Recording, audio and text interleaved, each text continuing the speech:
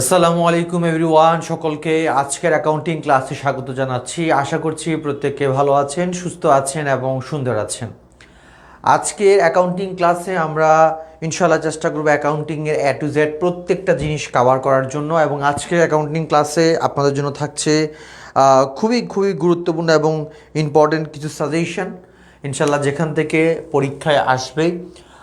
পড়ালেখা প্রত্যেক বছর আপনাদের জন্য ম্যারাথন ক্লাস বা সাজেশনমূলক লাইভ ক্লাসের আয়োজন করে থাকে। সো আজ তারই ধারাবাহিকতায় এইচএসসি 26 যারা আছেন আপনাদের জন্য আমাদের আজকের এই প্রয়াস। আপনাদের অনেকের বাংলা ইংলিশ শেষ হয়েছে, শুধু চট্টগ্রাম ছাড়া বাংলাদেশের প্রত্যেকটা জায়গায় আজকে আইসিটি পরীক্ষা হয়েছে। সো আশা করছি আপনাদের পরীক্ষা অনেক সুন্দর হয়েছে এবং ভালো হয়েছে। সো যারা যারা ক্লাসে আছেন আমাকে কাইন্ডলি বলবেন আপনাদের পরীক্ষা কেমন হয়েছে। এবং আপনাদের ধীরে ধীরে প্রত্যেকটা পরীক্ষা শেষ হয়ে যাচ্ছে। পরশু দিন থেকে আপনাদের শুরু হতে যাচ্ছে আপনাদের যারা যে বিভাগে আছেন, কমার্স, আর্টস এবং সায়েন্স, প্রত্যেকটা পরীক্ষা।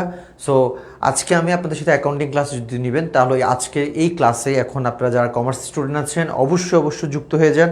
কারণ আজকের ক্লাসে আমরা ইনশাল্লাহ চেষ্টা করব আপনাদেরকে সবচেয়ে টপ যে এমসিকিউগুলো এবং সিকিউগুলো এবং প্রত্যেকটা চ্যাপ্টারের যে বিষয়গুলো অনেক অনেক বেশি ইম্পর্টেন্ট সেই বিষয়গুলোতে ফোকাস করার জন্য।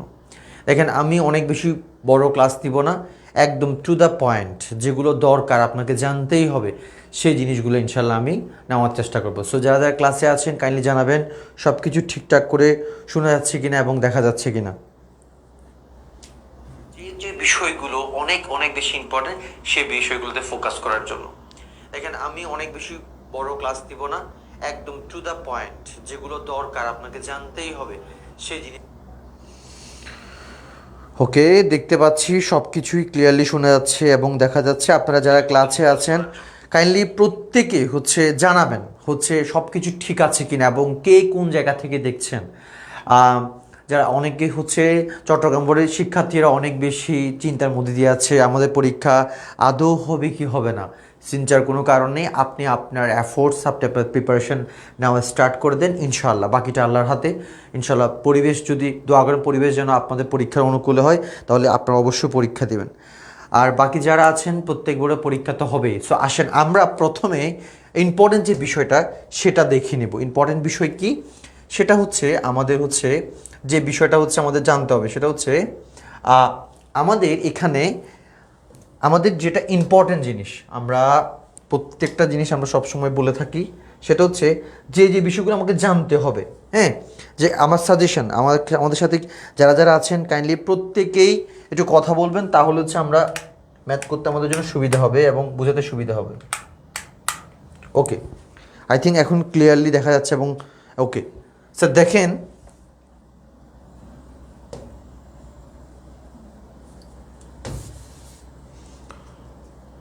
আই থিঙ্ক প্রত্যেকে দেখতে পাচ্ছেন।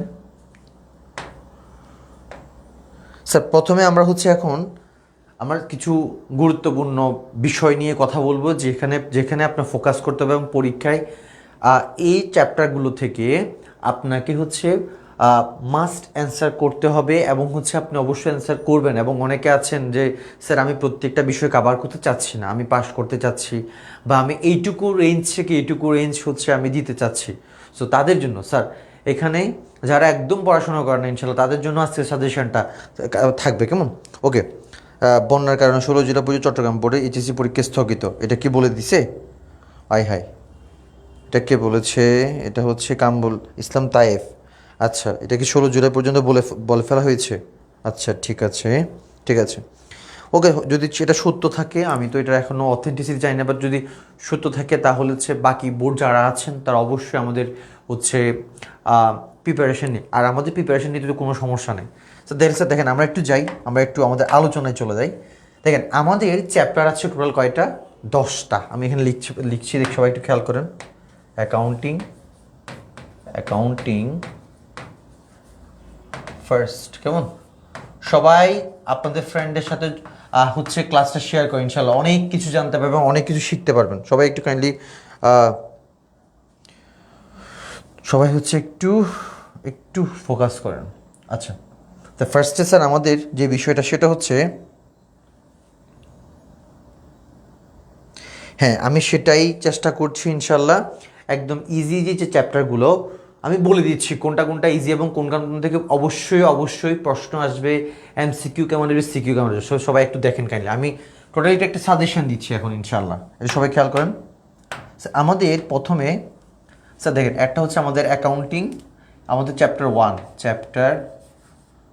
আচ্ছা অধ্যায় বাংলাতে লিখি কেমন, অধ্যায় 1, অধ্যায় 1, অধ্যায় 2, অধ্যায় 3, অধ্যায় 4, অধ্যায় 5, অধ্যায় 6, অধ্যায় 7, অধ্যায় 8, অধ্যায় 9, অধ্যায় 10। আচ্ছা স্যার একটু সবাই খেয়াল করবেন প্লিজ, সবাই একটু কাইন্ডলি হচ্ছে একটু একটু ফোকাস করবেন। হ্যাঁ স্যার দেখেন, এখানে অনেক ধরনের কী বলে আল্লাহর বান্দা, অনেক ধরনের পরীক্ষার্থী আছেন যারা হচ্ছে শুধু পাস করতে চাচ্ছেন এবং যারা হচ্ছে একটা ভালো স্কোর করতে যাচ্ছেন। সো আমি সবার উদ্দেশ্যে কথাগুলো বলছি। স্যার দেখেন, এই যে চ্যাপ্টার 5 দেখতে পাচ্ছেন না কেন, এটাকে আমি একটু আলাদা করে ফেললাম। চ্যাপ্টার 5 হচ্ছে হিসাব বিজ্ঞানের নীতিমালা। এই যে নীতিমালা, এটা হচ্ছে থিওরিটিক্যাল একটা চ্যাপ্টার। এটা পুরোটা হচ্ছে একটা কি থিওরি বেসড একটা হচ্ছে চ্যাপ্টার। সো এইখানে আপনি জাস্ট এমসিকিউগুলো পড়লে হয়ে যাবে। এখানে আমি আপনার প্রিপারেশনটা কতটা ইজি ওয়েতে গুছিয়ে দিচ্ছি, একটু জাস্ট চেষ্টা দেখেন, ইনশাল্লাহ আপনারা বুঝে যাবেন। এটা পড়ে হচ্ছে একটা থিওরিটিক্যাল বেসড, এটা আমি কিছুক্ষণ পরে জাস্ট 5 মিনিটের মধ্যে এই পঞ্চম অধ্যায়টা আমি শেষ করে দেবো। একটু জাস্ট সবাই একটু খেয়াল করেন। আচ্ছা তাইলে আমাদের পঞ্চম অধ্যায়টা হচ্ছে থিওরি বেসড। এখান থেকে হচ্ছে যেমন অবচয় ধার্য করা হয় কোন নীতি অনুযায়ী, ব্যাংক সমন্বয় বিবরণী প্রস্তুত করা হয় কোন নীতি অনুযায়ী, ব্যবসা সত্য ধারণার মূল কথা কি, এই বিষয়গুলো। তো আপনারা যারা পড়েন নাই বা ভালো আপনাদের নলেজ নেই, আপনারা চেষ্টা করবেন হচ্ছে যে কি এটা জাস্ট 2019 সাল, 18 সাল, তারপর হচ্ছে 20 সালেও তো প্রশ্ন অটো পাস হয়েছে। সো এটা বলে লাভ নেই। সো 19 সালের আগ পর্যন্ত যতগুলো আছে সবগুলো বোর্ডে প্রশ্নগুলো আছে। যদি আপনারা না পান তাহলে হচ্ছে অবশ্যই আপনারা একটু একটু গুগল করলে এই চ্যাপ্টার ওই এমসিকিউগুলো ইনশাল্লাহ চলে আসবে। আশা করছি বইয়ে থাকবে কেমন। আচ্ছা এবার স্যার দেখেন, এখানের মধ্যে যে চ্যাপ্টারগুলো সহজ এবং আপনি পরীক্ষায় যেখান থেকে মাস্ট প্রশ্ন আসবে আমি সেগুলোকে একটু সাজেশন দিই। যারা পাস করতে যাচ্ছেন যে স্যার আমি শুধু পাসটা করতে যাচ্ছি, স্যার আমার পাসটা অনেক বেশি ইম্পর্ট্যান্ট, তো তাদের জন্য হচ্ছে আমি একটা সাজেশন দিচ্ছি। স্যার যেমন দেখেন, যেমন চ্যাপ্টার 8, এখানে আমি দেখেন স্টার্ট দিচ্ছি, এটা হচ্ছে অবচয় চ্যাপ্টারটা, এখানে আমি লিখে দিচ্ছি অবচয়, মনে আছে যেটাকে অবচয় চ্যাপ্টার আমরা চিনি। এটা অনেক অনেক বেশি ইম্পর্ট্যান্ট, এখান থেকে প্রশ্ন আসবেই। এখানে আমি 3 স্টার দিলাম। এখান থেকে প্রশ্ন অবচয় চ্যাপ্টার কোনটা স্যার, ওই যে সরলরৈখিক পদ্ধতি, ক্রমহ্রাসমান যে পদ্ধতি, ওই চ্যাপ্টারটা স্যার, এই চ্যাপ্টারটা এখান থেকে একটা প্রশ্ন ইনশাল্লাহ আপনারা পাবেন সবাই। হ্যাঁ আবার এটার মধ্যে সরলরৈখিক পদ্ধতিটা অনেক বেশি ইম্পর্ট্যান্ট। সরলরৈখিক পদ্ধতি, হ্যাঁ সরলরৈখিক পদ্ধতির যে লাভ ক্ষতি, যে ক নাম্বারে বের করতে বলে লাভ ক্ষতি, আমি লিখে দিচ্ছি এখানে স্পেসিফিকলি সরলরৈখিক পদ্ধতি, এটা একটু বেশি ইম্পর্টেন্ট। সরলরৈখিক পদ্ধতি, ক্রমহ্রাসমান যেটাও ইম্পর্টেন্ট, বাট এটা একদম স্পেসিফিক যদি করে দিই তাহলে সরলরৈখিক পদ্ধতিটা একটু বেশি ইম্পর্টেন্ট। আবার এটার মধ্যে হচ্ছে লাভ ক্ষতি যেটা, এটা বেশি একটু ইম্পর্টেন্ট। আচ্ছা আমি একটু শুনি সবার একটু। এক্সাম তো 16 তারিখ পর্যন্ত হবে না। ফারদিন জাহেদ, আচ্ছা এরপরে বর্ষা বলছে সাইফুল ইসলাম, তুমি আর ক্লাস করতে তোমাকে মেসেজ, আসসালামু আলাইকুম, ওয়ালাইকুম সালাম, ওকে। সো প্রত্যেকে একটু জয়েন দেন। আচ্ছা স্যার আমাদের এক্সাম হোক বা না হোক আমরা হচ্ছে একটু ফোকাস করি। আচ্ছা যারা হচ্ছে চট্টগ্রাম বোর্ডে আছেন অনেকে বলছেন স্যার এক্সাম তো হবে না, স্যার মানলাম এক্সাম হবে না, ধরলাম এক্সাম হবে না, আচ্ছা না হোক, কিন্তু আপনারা একজন মাত্র হচ্ছে যে কি চট্টগ্রাম বোর্ডে আপনারা একটা বোর্ড, বাকি বোর্ড দিয়ে তো এক্সাম হবে তাই না। সো তখন তো আমরা হচ্ছে ম্যারাথন ক্লাস নিব না চট্টগ্রাম বোর্ডের জন্য আলাদা করে, কেউই নেবে না, শুধু আমরা না কেউ নেবে। সো আপনারা সাজেশনটা একটু লিখে নেন, স্যার এক্সাম হবে না, আজকে হচ্ছে অলরেডি 11 তারিখ হয়ে গেছে, ঠিক আছে এক্সাম হবে না, 5 দিন বসে থাকবেন সর্বোচ্চ ম্যাক্স, তো পড়াটা পড়ে ফেললে তো আগে যাবেন তাই না। এক্সাম হবে না এই জন্য যদি আপনি যদি গায়ে বাতাস লেগে, আচ্ছা একটু বৃষ্টি বিলাস হচ্ছে চট্টগ্রামে, একটু দেখে আসি, সাতকানিয়া লোহাগাড়া গিয়ে একটু বাঁশখালী গিয়ে একটু পানি দেখে আসি কেমন লাগে, হ্যাঁ একটু আড্ডা দিয়ে ফুচকা খাই, সারা বছর তো করলেন না, এখন একটু ফোকাস করেন আপাতত। এক্সাম হোক বা না হোক আপনি প্রিপারেশন নিলে তো সমস্যা না তাই না। আচ্ছা হ্যাঁ, এই যে প্রতুল পাল স্যার বলছি যেগুলো যেগুলো করবেন না আমি আপনাদেরকে দেখাচ্ছি। তো তাহলে আমি এখন প্রথমে দেখাচ্ছি যেগুলো সহজ এবং আপনি যেখান থেকে প্রশ্ন পাবেন ইনশাল্লাহ। সেরকম একটা চ্যাপ্টার হচ্ছে স্যার এই যে এটা হচ্ছে আমাদের কি বলে কুরিনের যে চ্যাপ্টারটা খুবই সহজ একটা চ্যাপ্টার। যদি কেউ না পারেন, আপনি ইউটিউবে ক্লাস করলে বা হচ্ছে ইউটিউবে ক্লাস করলে আপনি অবশ্যই এই চ্যাপ্টারটা পেয়ে যাবেন। একদম ছোট্ট স্যার একটা চ্যাপ্টার। সো কুরিনের চ্যাপ্টারটা থেকে একটা প্রশ্ন পাবেন, এটা গত অনেক বছর, এটা কিন্তু অনেক ইম্পর্টেন্ট জিনিস, গত অনেক বছর ধরে হচ্ছে এখান থেকে প্রশ্ন হয়নি। সো এই জন্য বলছি যে কুরিনের চ্যাপ্টারটা একটু কাইন্ডলি দেখে নেবেন, এখান থেকে প্রশ্ন হয়, এই কারণে আমি 3 স্টার দিলাম।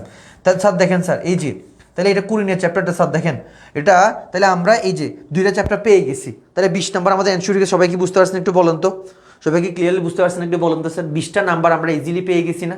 দেখেন এই যে কুরিনের যে চ্যাপ্টারটা মানে হচ্ছে ওই যে অনাদায় পাওনা, কুরিনের যে চ্যাপ্টারটা জাস্ট 4টা জাবেদা মনে রাখতে হয়, তারপর 2টা ফর্মুলা মনে রাখতে হয়, চলতি বছরের কুরিন খরচ বা চার্জকৃত কুরিন খরচটা কীভাবে বের করতে হয় আর কুরিনের সঞ্চিতি কীভাবে বের করতে হয়, এইটুকু মনে রাখলে হয়ে যাবে। সবাই কি ক্লিয়ার কিনা একটু বলেন তো? ক্লিয়ার? তাহলে স্যার এই একদম ছোটো ছোটো 2টা চ্যাপ্টার।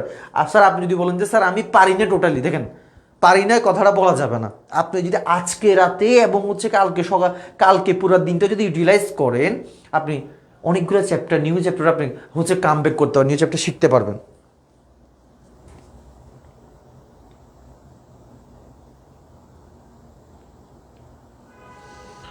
আচ্ছা, তাইলে আমরা আশা করছি বুঝতে পেরেছি যে আমাদের হচ্ছে কি এখানে স্যার আমাদের কয়েকটা বিষয় আমরা ক্লিয়ার, যে 2টা চ্যাপ্টার থেকে ম্যাথ অবশ্যই আসবে। কেমন আপনারা কি বুঝতেছেন না কি একটু বলুন তো, বোঝা যাচ্ছে? আচ্ছা, এবার স্যার দেখেন এখানের মধ্যে হচ্ছে আমাদের চ্যাপ্টার 9 নিয়ে তো কিছু বলার নাই, এখান থেকে আর্থিক বিবরণী পরীক্ষায় মাস্ট আসবে। আর্থিক বিবরণী এটা থেকে 2টা, এটা তো সাজেশন আমি দিই বা না দিই, এখান থেকে প্রশ্ন হচ্ছে আসবেই। হ্যাঁ, এটা নিয়ে কিছু সেই নেই স্যার। আমার ব্যক্তিগত পরামর্শ সেটা হচ্ছে স্যার দেখেন আপনারা এখান থেকে এই কাজটা, এই যে অনেকেই চ্যাপ্টার 7টা পছন্দ করেন না কেন জানি, কার্যপত্র, এই যে কার্যপত্র অনেকেই পছন্দ করেন না। সো এটা চাইলে আপনি কি করতে পারেন, অ্যাভয়েড করতে পারেন। কার্যপত্রের মধ্যে অনেকের একটু টাইম কনজিউমিং মনে হয়, হ্যাঁ অনেকাংশে আসলে টাইম কনজিউমিংই। সো আপনি চাইলে কার্যপত্রটা অ্যাভয়েড করতে পারেন। ক্লিয়ার? অ্যাভয়েড করতে পারেন। আবার এদিকে চ্যাপ্টার 10টা একতরফা দাখিলা পদ্ধতি অনেকেই বুঝে না। একতরফা দাখিলা পদ্ধতি, ওই যে একতরফা যেটা মানে আমরা একক পদ, যে দুতরফা যেটা তো আধুনিক পদ্ধতি, একতরফা যেটা হচ্ছে গতানুগতিক পদ্ধতি, যে এটা অনেকে পছন্দ করেন না।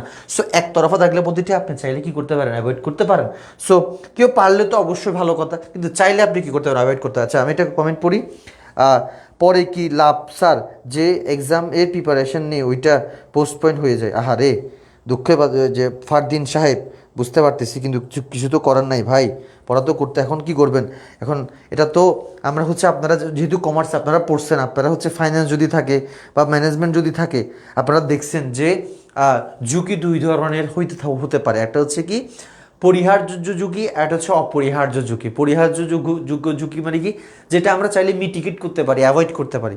অপরিহার্য ঝুঁকি কি, যেটাকে আমরা বাজার ঝুঁকিও বলি, যেটা আমাদের কন্ট্রোলে নাই, যেটা যেমন প্রাকৃতিক দুর্যোগ, পলিটিক্যাল আনস্টেবিলিটি, তো যেগুলো হচ্ছে মানে মহামারী, তো যেগুলো আমাদের হাতে নাই, যেমন বন্যা, এটা একটা প্রাকৃতিক, যেখানে আপনারা একটু হতাশ হবেন, আল্লাহর উপর ভরসা রাখেন। হ্যাঁ, কারণ হচ্ছে স্যার বৃষ্টি, তারপর বন্যা, এগুলো তো আল্লাহর পক্ষ থেকে প্রাকৃতিকভাবে আল্লাহ তাআলা দিচ্ছে। সো এখানে আমাদের কোনো হাত নাই। সো আপনারা যারা সিটিতে আছেন, হয়তো বা আমাদের কন্ডিশন ভালো আছে, সিটিতে আছে, এখানে যেভাবে সেভাবে পানি নেমে যাচ্ছে, কিন্তু যারা বন্যা কবলিত এরিয়া, ওখানে তো সহজে পানি নামতেছে না স্যার। সো এই জন্য তাদের জন্য একটু দোয়া করেন এবং একটু ধৈর্য দেন, ইনশাল্লাহ আপনাদেরকে আল্লাহ তাআলা আরও ভালো কিছু দান করবে। কেমন?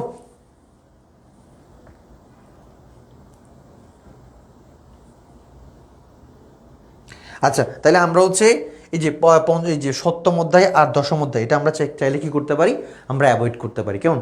আচ্ছা, এখন দেখেন স্যার এখান থেকে স্যার খেয়াল করেন, এখানের মধ্যে গুরুত্বপূর্ণ স্যার দেখেন, এই যে এই 2টা মিলে 1 আর 2, এখানে কি কেস স্যার দেখেন, হিসাব সমীকরণের যে চ্যাপ্টারটা, একটু সবাই খেয়াল করেন স্যার, গুরুত্বপূর্ণ কিছু এমসিকিউ খেয়াল করেন। এখান থেকে আপনি হিসাব সমীকরণের ব্যাপারটা পাবেন। হিসাব সমীকরণ, এই যে সমীকরণের প্রভাব, এটা পাবেন ইনশাল্লাহ। সমীকরণের প্রভাব, এটা খুবই ইম্পর্টেন্ট, এটা একটু দেখে যাবেন সবাই মাস্ট। হ্যাঁ, সমীকরণের প্রভাবের ম্যাটটা পাবেন কোন অধ্যায় থেকে? প্রথম অধ্যায় থেকে। দেখুন স্যার, দ্বিতীয় অধ্যায় থেকে কয়েকটা ইম্পর্টেন্ট বিষয় দিচ্ছি, আপনারা ইনশাল্লাহ পাবেন। কি কি স্যার খেয়াল করুন। সেটা হচ্ছে আপনারা তো জাবেদা সবাই পারেন, এটা নিয়ে কোনো আহামরি কিছু নেই। বাট স্পেশালি যে জিনিসটা আপনাদেরকে আমি সাজেস্ট করব সেটা হচ্ছে কি জানেন স্যার, এইট স্কিপ করলে হবে না কারণ আমি 7 পারি। ওকে, অবশ্যই ফারদিন যে হ্যাঁ স্কিপ করতে, ইউ ক্যান স্কিপ। হ্যাঁ স্যার 7 পারলে তো ভালো কথা, যদি আপনার 7 পারলে, বাট 8টা হচ্ছে মানে কনফার্ম আসবে এখান থেকে, 7টা হচ্ছে মানে আসতেও পারে নাও আসতে পারে। হ্যাঁ যেহেতু অনেকদিন নতুন কিছু চ্যাপ্টার অ্যাড হয়েছে এই জন্য, but you can skip if you want, you can skip, কোনো প্রবলেম।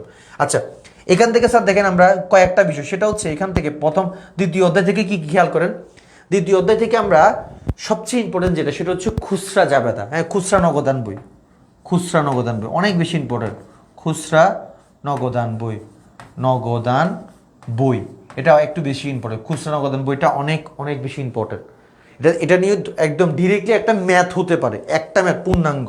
এখান থেকে একটা ম্যাথ, এটা তো একটা হবে ম্যাথ, আর এখান থেকে একটা পুরোটা ম্যাথ হতে পারে। ক নাম্বারে বলতে পারে হচ্ছে বলে বছরের শুরুতে খুচরা নগদ অর্থের পরিমাণ, এই যে তারপর খ নাম্বার হচ্ছে পেডি ক্যাশ বুক। সো এরকম একটা ডিরেক্টলি ম্যাথ হতে পারে, মাথায় রাখবেন। এই যে 2 নাম্বারে এখানে তারপর আমরা কিসে কিসে ইম্পর্টেন্ট দেবো, খতিয়ানটা অত বেশি এখানে ইম্পর্টেন্ট না। এখানে হচ্ছে ক্রয় জাবেদা, বিক্রয় জাবেদা, হ্যাঁ এগুলা ক্রয় জাবেদা, বিক্রয় জাবেদা এগুলা কেমন। তো এখানে আমরা আবার এখানে তাহলে আমরা কি দিব, নগদ প্রাপ্তি, নগদ প্রদান, নগদ, সবাই একটু খেয়াল করো, নগদ প্রাপ্তি, নগদ প্রাপ্তি, তারপর হচ্ছে নগদ প্রদান, কেমন প্রদান, তারপর হচ্ছে এই দুইটা বেশি ইম্পর্টেন্ট। এরপর হচ্ছে ক্রয় জাবেদা, বিক্রয় জাবেদা, ব্যাস এই দুইটা বেশি ইম্পর্টেন্ট। নগদ প্রাপ্তি, নগদ প্রদান, ক্রয় প্রাপ্তি, দেখেন তারপর হচ্ছে কি ক্রয় জাবেদা, বিক্রয় জাবেদা, এইগুলো একটু বেশি ইম্পর্টেন্ট, ঠিক আছে। আর সাধারণ জাবেদা আমরা অবশ্যই পারবো, ঠিক আছে।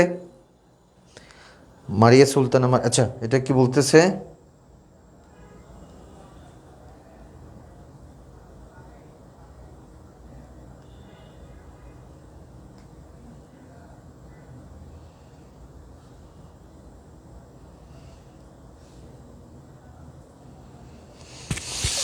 ওকে তাহলে আমরা আশা করছি জিনিসগুলো আমরা বুঝতে পারছি কেমন। এরপর আমরা একটু যাই, সেটা হচ্ছে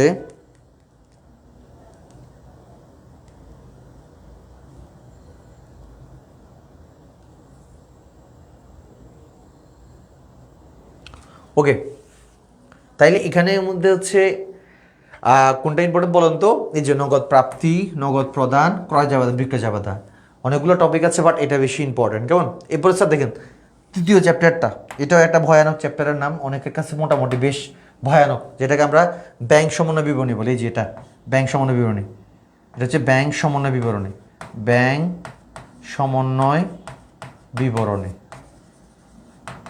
বিবরণী, ব্যাংক সমন্বয় বিবরণী, ঠিক আছে। সো এখানের মধ্যে দুইটা পদ্ধতি, একটা হচ্ছে একক জের, একটা হচ্ছে উভয় জের। একক জেরটা অনেক বেশি ইম্পর্টেন্ট স্যার, একক জেরটা, একক জেরটা বেশি ইম্পর্টেন্ট, আমি লিখে দিচ্ছি এখানে। হ্যাঁ একক জেরটা বেশি ইম্পর্টেন্ট, এই যেখানে লিখে দিচ্ছি একক জেরটা বেশি ইম্পর্টেন্ট, একক জের, একক জেরটা বেশি ইম্পর্টেন্ট, একক জেরটা অনেক বেশি ইম্পর্টেন্ট। সো এটা দেখবেন একটু, একক জেরটা অনেক বেশি, ব্যাংক সমন্বয়ের মধ্যে একক জেরটা ইম্পর্টেন্ট। তো যারা হচ্ছে মোটামুটি সবগুলা পড়বেন তারা একটু কাইন্ডলি হচ্ছে আপনি কি দেখবেন, কি বলে উভয় জেট, যেটা উভয় জেটটা সবচেয়ে সহজ, একক জেটটা একটু কঠিন। সো একক জেটটা হচ্ছে পরীক্ষায় আসতে পারে কেমন। আচ্ছা এটা এবার স্যার এখানের মধ্যে একটা বিষয় অনেকে জানা, সেটা একটু ইনফর্ম করে রাখতে চাই আমি, সেটা হচ্ছে এই বিষয়টা, এই যে এখানে 4 নাম্বার যে চ্যাপ্টারটা, এটা হচ্ছে কি রেওয়া অমিল।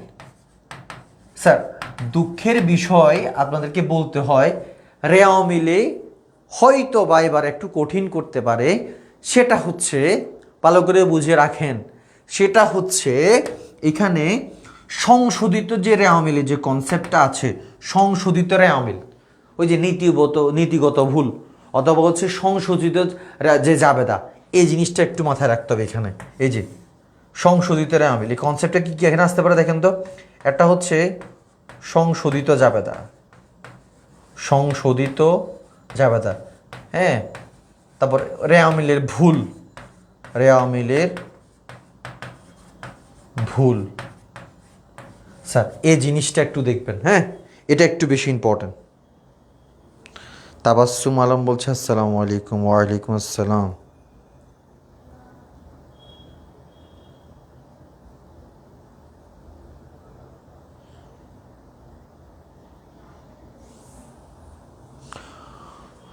ওকে, তাহলে স্যার আমরা হচ্ছে এখানে কি বলে আমরা চাইলে কি করতে পারি, এখানে সপ্তম অধ্যায় তারপর হচ্ছে দশম অধ্যায়টা আমরা কি করতে পারি, চাইলে অ্যাভয়েড করতে পারি।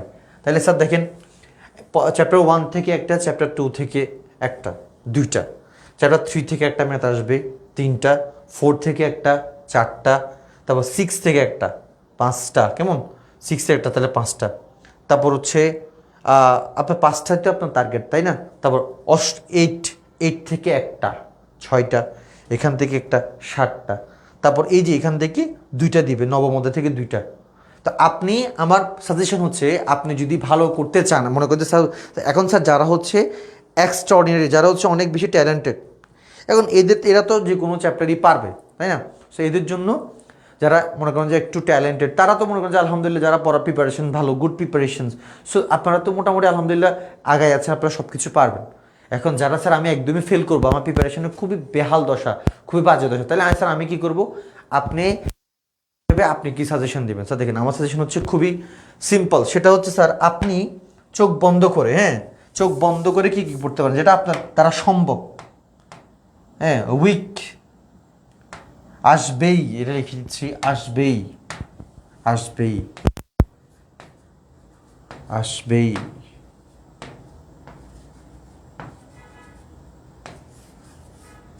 দেখেন, আপনি পাস করতে যাচ্ছেন, খুব বেহাল দশা, তাহলে আপনি একটা কাজ করতে পারেন, সেটা হচ্ছে আপনি হচ্ছে প্রথম অধ্যায় ক্লাস 9-10 আমরা পড়ছি, হিসাব সমীকরণের প্রভাব, প্রথম অধ্যায়টা দেখতে পারেন, দ্বিতীয় অধ্যায়টা এখান থেকে মাস্ট আসবে, ঠিক আছে, পারা যাবে। চতুর্থ অধ্যায় অনেক সহজ, তৃতীয় অধ্যায় অনেকে পারা না, এটা একটু কঠিন আছে, এই যে তৃতীয় অধ্যায়টা একটু কঠিন আছে, একটু কঠিন আছে, কঠিন, একটু কঠিন আছে, অনেকে পারে না, হ্যাঁ। সো এটা একটু দেখতে পারেন। এরপরে মানে এগুলা, এই চতুর্থ অধ্যায়টা পরীক্ষা না, তারপর ষষ্ঠ অধ্যায় দেখতে পারেন, ষষ্ঠ অধ্যায়।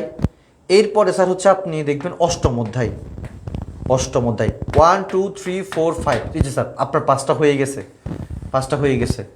আর নবম অধ্যায় যেটা, সেটা আমি নাই বললাম, এই যে নবম অধ্যায়, যেটা নবম অধ্যায়, সেটা তো অবশ্যই আপনাকে পারেন বা না পারেন আপনাকে দিতে হবে নবম অধ্যায়টা, ঠিক আছে স্যার। তাইলে আপনি যদি একটু উইক হন, উইক বলতে আমি এখানে কাউকে খারাপভাবে বলতেছি না, যারা হচ্ছে একটু মানে পড়াশোনা করেন, আসলে উইক বলতে কেউ হয় না, হয়তো বা আমরা পড়াশোনা করি না, এই জন্য আমার নিজেকে উইক মনে পাবে, আমার প্রিপারেশনটা weak. You are not weak, you are such a strong, but your preparation is very poor, that's why you are claiming your self as a weak person, ওকে।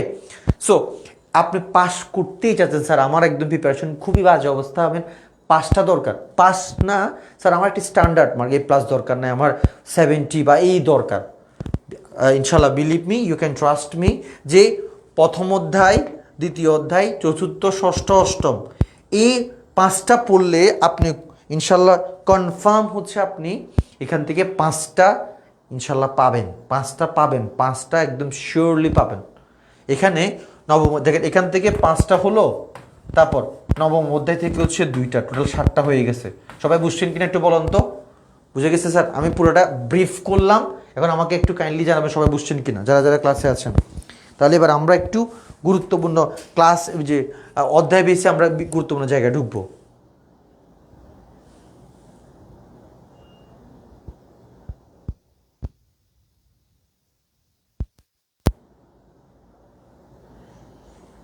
বুঝে গেছেন একটু বলুন তো?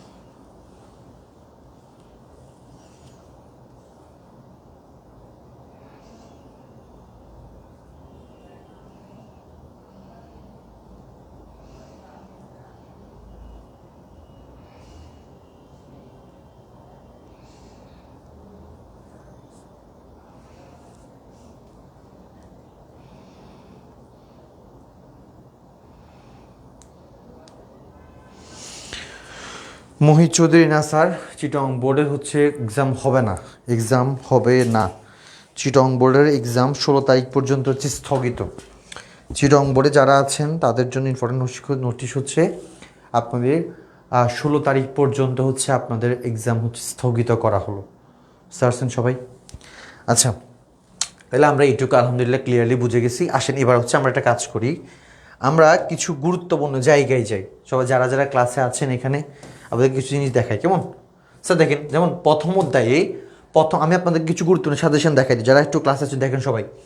আমরা প্রথম অধ্যায়ে স্যার কী পড়বো? প্রারম্ভিক জাবেদা, মানে বছর শুরুতে যে জাবেদা হয়, প্রারম্ভিক মূলধন, প্রারম্ভিক সম্পদ থেকে, দেখেন স্যার, প্রারম্ভিক সম্পদ থেকে প্রারম্ভিক দায় বাদ দিলে প্রারম্ভিক মূলধন বের হয়। এরপর নিট ক্রয় এবং নিট বিক্রয়। স্যার নিট ক্রয় নিট বিক্রয় মানে কি? একদম সহজ, ক্রয়ের সাথে ধারে ক্রয় যোগ করব, তারপর হচ্ছে কি ক্রয় ফেরত বিয়োগ করব, উত্তোলন বিয়োগ করবো, কেমন? তাহলে আমরা নিট ক্রয় আর নিট বিক্রয় তো পারবো, নিট ক্রয় আর নিট বিক্রয় করতে পারবো। ক্রয়ের সাথে যতগুলো সমান আছে সবগুলো ক্রয় যোগ বিয়োগ করলে আমরা নিট ক্রয় বা নিট বিক্রয় পাবো। মোট উত্তোলনের পরিমাণ, উত্তোলন দুই ধরনের, নগদ উত্তোলন, পণ্য উত্তোলন, শুধুটা যোগ করলে আমরা মোট উত্তোলনের পরিমাণ পেয়ে যাবো। ক্লিয়ার কিনা একটু বলুন তো, বুঝে গেছে? তাহলে আমরা প্রথমেই হচ্ছে আবার আমাদের খ এবং গ এতে কী কী আসবে স্যার দেখেন। প্রথমত প্যাটার্নটা বুঝে গেছি স্যার। আমি আপনাদেরকে দেখেন, আপনারা যারা ক্লাসে আছেন যে স্যার আমার অবস্থা অনেক বেশি খারাপ, আমাকে পাস করতেই হবে এনি হাও, তাদের জন্য দেখাচ্ছি এগুলোর বাইরে প্রশ্ন হবে না, একদম 100% শিওর, একদম 100% শিওর যে ক নাম্বারে এগুলোর বাইরে ইনশাআল্লাহ প্রশ্ন হবে না। You can trust me, 100% sure. এই যে প্রথম অধ্যায়, এগুলো স্যার অনেক রিসার্চ করে নেওয়া, সো ভয় পাওয়ার দরকার নাই, কোনো কিছু করার দরকার নাই। এগুলো 100% শিওর। এখানে যেগুলো যেগুলো বলতেছি, কতে প্রশ্ন আসবে, খতে প্রশ্ন, এগুলো আসবেই, এগুলো বাইরে আসবে না, হবে না প্রশ্ন।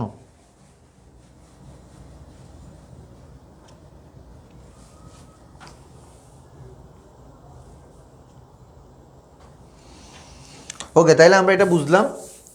এবার আমরা যাই হচ্ছে কি, দেখেন তাহলে ক নাম্বারে এটা ক্লিয়ার। খ নাম্বারে কিছু দেখেন, টেবুলার সামারি বা হিসাব সমীকরণের প্রভাব, এই জিনিসটা বুঝতে চেয়েছিলাম। তারপর আধুনিক পদ্ধতিতে হিসাবের শ্রেণী বিভাগ, এটা একটু দেখবেন, বাট বেশি ইম্পর্টেন্ট হচ্ছে সমীকরণের প্রভাবটা। এরপর হচ্ছে মালিকানা সত্ত্বের পরিমাণ। স্যার অনেকে আমরা মালিকানা সত্ত্বের পরিমাণটা বের করতে পারি না, একটু সবাই খেয়াল করেন স্যার, অনেকে আমরা গোলায় ফেলি। স্যার মালিকানা সত্য বলছে আপনাকে, জাস্ট আপনি একটা ট্যাকটিক মাথায় রাখবেন, মালিকানা সত্য এটা গ নাম্বারে আসবে, গ নাম্বারে, ক নাম্বারে বা খ নাম্বারে আসতে পারে। কীভাবে মনে রাখবেন একটু সবাই খেয়াল করেন, কীভাবে আমরা মনে রাখতে পারি, এটা কীভাবে আমরা মনে রাখতে পারি। You can trust, we can trust you, but we can trust Milan. আচ্ছা, তো স্যার দেখেন তো, মালিকানা সত্ত্বের পরিমাণ নির্ণয় করো, এটা আমরা কীভাবে মাথায় রাখবো বলেন তো? আচ্ছা স্যার, এটা একটা শর্টকাটে মাথায় রাখতে পারি আমরা। আমাদের হচ্ছে সমীকরণকে হচ্ছে একটু ভাঙে, ইকুয়ালস টু এল প্লাস ওই। স্যার দেখেন, এ ফর অ্যাসেট মানে সম্পদ, এল ফর লাইবিলিটি, আমাদেরকে বলছে হচ্ছে মালিকানা সত্ত্বের পরিমাণ, সেটা অনেকে আমরা টেকনিক্যালি মনে রাখতে পারি না। তাহলে মালিকানা সত্ত্ব মানে হচ্ছে কি, ওইটাকে ইন্ডিকেট করতেছে। সো তাহলে আমরা এখানে সম্পদের কোনো লেনদেন, নগদ সম্পদে আসবাবপত্র কিনছে, নগদ টাকা পে করছে, কোনো কিছু এখানে আসবে না। তারপর দায় রিলেটেড কোনো লেনদেন এখানে, তাহলে আমাদের সম্পত্তি রিলেটেড কিছু বা দায় রিলেটেড কিছু কিছুই আমাদের এখানে আসবে না। তারপর শুধুমাত্র ওনার সিকিউরিটি মানে হচ্ছে আমাদের অনেক মালিকানা সত্ত্বের মধ্যে যেগুলো যেগুলো পড়ে সেগুলো হচ্ছে আসবে। তাহলে ওনার সিকিউরিটির মধ্যে কী কী পড়ছে একটু খেয়াল করেন তো সবাই ঠান্ডা মাথায়। আমরা কিন্তু পড়ানো স্টার্ট করছি, কেমন? সে একটু খেয়াল করেন। সেটা হচ্ছে এখানে পরে কী কী স্যার দেখেন, এখানে পরে হচ্ছে সি প্লাস আর মাইনাস ই মাইনাস ডি, এই যে এটা, এটা সবাই খেয়াল করেন।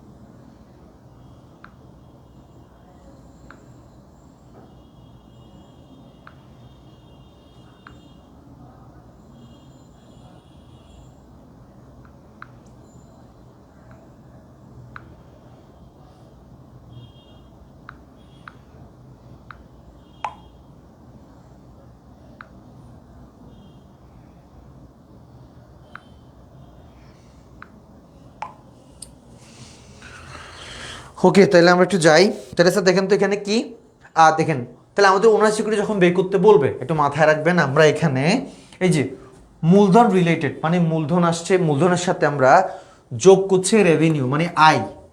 বিক্রয় করলে আয় হয়, বিনিয়োগের সুদ আয় হয়, ব্যাংক জমার সুদ আয় হয়, যা যা আয় হয় সবগুলো যোগ করব। আর যত প্রকার ব্যয় আছে, যেমন হচ্ছে মনে করেন হচ্ছে বেতন প্রধান, বিজ্ঞাপন প্রধান, মজুরি প্রধান, যত প্রকার এক্সপেন্স আছে সবগুলোকে মাইনাস করব এবং নগদ উত্তোলন পণ্য উত্তোলন মাইনাস করবো। তাহলে স্যার আমরা ওনার সিকিউরিটি কি বুঝতে পারছি? মালিকানা সত্ত্ব যখন আমাদেরকে বের করতে বলবে, মালিকানা সত্ত্বের পরিমাণ যখন বের করতে বলবে, তখন আমরা ক্যাপিটাল মানে হচ্ছে আমরা মূলধনের সাথে সবগুলো আয় যোগ করব, ব্যয় এবং উত্তোলনগুলো বিয়োগ করবো, দ্যাটস ইট। তাহলে মালিকানা সত্ত্বের পরিমাণ বের হয়ে যাবে। আপনারা মালিকানা সত্ত্ব কখনোই সম্পদ এবং দায় আনবে না, এটা হচ্ছে সবচেয়ে ইজিয়েস্ট এবং শর্টকাট টেকনিক। ক্লিয়ার?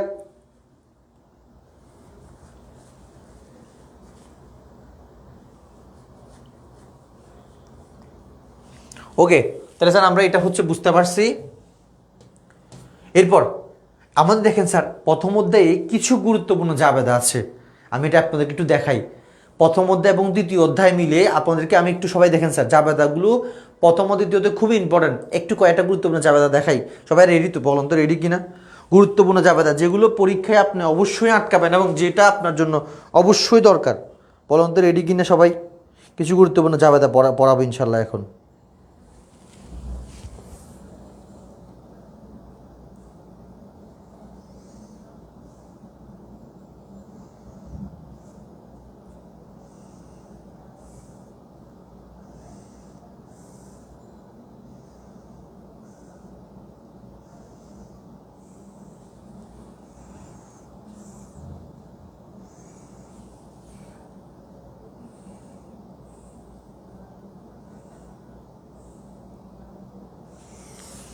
স্যার দেখেন এই জাবেদাগুলো একটু বেশি ইম্পর্টেন্ট। এগুলোকে সবগুলোকে হচ্ছে কি বলা হয়? এগুলোকে সবগুলোকে প্রারম্ভিক জাবেদা বলে। স্যার দেখেন এখানে আমি কয়েকটা বিষয় ডিসকাস করি, সেটা হচ্ছে সোনালী ট্রেডার্সের নগদ 1,50,000 টাকা, আসবাবপত্র 30,000 টাকা, 40,000 টাকার হচ্ছে পণ্যদ্রব্য, সেকেন্ড 70,000 টাকার ঋণ নিয়ে ব্যবসা শুরু করা হলো। এই জিনিসটা আমরা দেখি, আপনারা সবাই উত্তর দিতে এটা কী কী হবে বলুন তো, এখানে কী কী হিসাব আসবে বলুন তো একটু, কী কী হিসাব আসবে একটু বলুন তো, কী কী হিসাব আসতে পারে এখানে?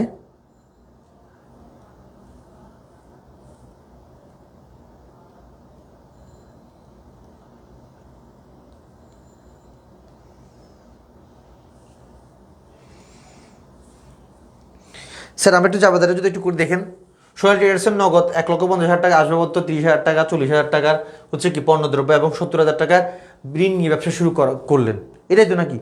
স্যার এখানে আমরা প্রথম দ্বিতীয় দুটোটা পড়ে ফেলতেছি কিন্তু। স্যার খেয়াল করেন এখানের মধ্যে হচ্ছে আমরা নগদ 1,50,000 টাকা। ক্লিয়ার? তার মানে এখন স্যার দেখেন এখানে নগদান হিসাব আসবে, আসবাবপত্র হিসাব আসবে, 40,000 টাকায় হচ্ছে পণ্যদ্রব্য, তাহলে ক্রয় হিসাবটা আসবে। এখন অনেকে বলে স্যার পণ্যদ্রব্য ক্রয়, অবশ্যই এখানে ক্রয় হিসাবটা আসবে, কারণ পণ্যদ্রব্য আগে থেকে ছিল, তাহলে এটা আগে ক্রয় করার কারণে তো আসছে, ক্রয় হিসাব ডেবিট হবে। তাহলে নগদ ডেবিট, আসবাবপত্র ডেবিট, ক্রয় হিসাব ডেবিট, ঋণ হিসাব ক্রেডিট। এখন একটা এক্সট্রা কথা হচ্ছে স্যার দেখেন আমাদের যে ঋণটা নিলাম 70,000 টাকা, এটা অনেকে আমরা ভুল করি, এই 70,000 টাকা তো একবার ঋণে লিখবো, প্লাস এটা আবার আমরা কোথায় লিখবো? নগদের সাথে যোগ করবো। এটা সবাই জানেন তো নাকি? এটা সবাই জানা আছে সবার?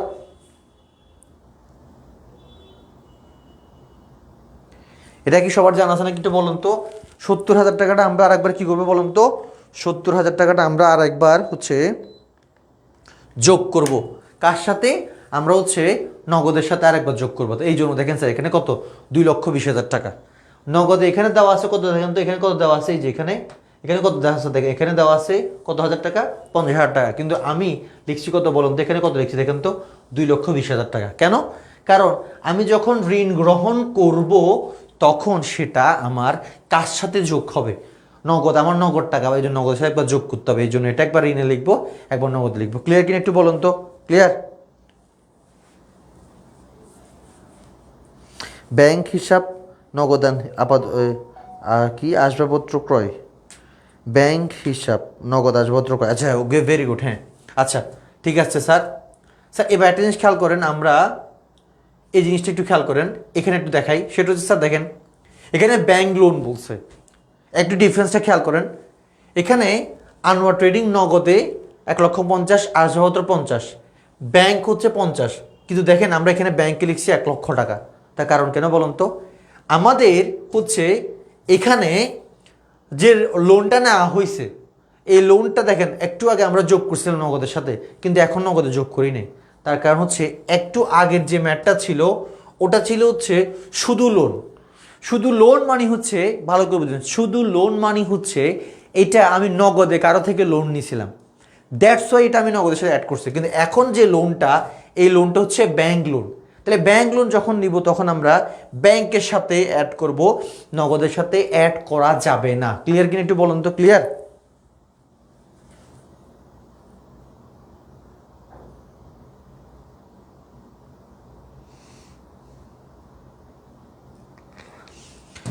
আচ্ছা, তাহলে আমরা এটা একটু বুঝছি। এরপর আমি কিছু ইম্পর্টেন্ট জিনিস বুঝিয়ে দিই। এই যে যেমন স্যার দেখেন, জীবন বীমা প্রিমিয়াম প্রদান 5,000 টাকা, এই যে আবার অনেকে ভুল করে, সবাই কি লেখে জীবন বীমা প্রিমিয়াম হিসাব ডেবিট, তারপর নগদান হিসাব ক্রেডিট। তাহলে এর সাথে এটা ব্যবহার হবে না, মনে রাখবেন। এখানে অ্যান্সার হচ্ছে উত্তোলন হিসাব ডেবিট, নগদান হিসাব ক্রেডিট। টাকাটা অ্যাভয়েড করেন প্লিজ, টাকাটা অ্যাভয়েড করেন, এটা ভুল হয়েছে। এখানে 5,000 টাকা হবে, এই যে এখানে, এখানে 5,000 টাকা হবে।